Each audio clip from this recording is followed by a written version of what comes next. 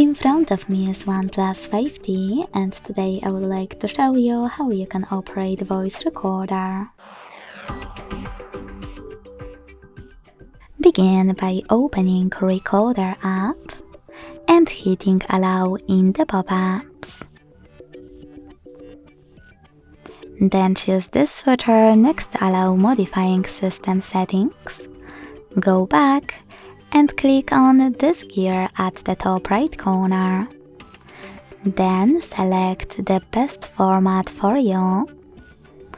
Go back and start recording thanks to this middle button at the bottom. As you can see, recording is on.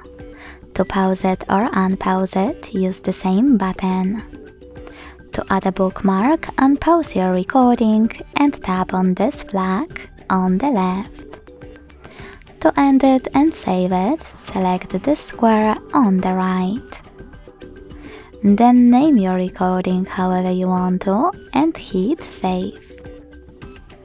As you can see, mine was successfully created.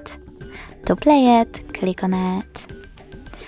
To delete it, hold it instead and tap on this bin at the top right corner. Then confirm your choice in the pop-up.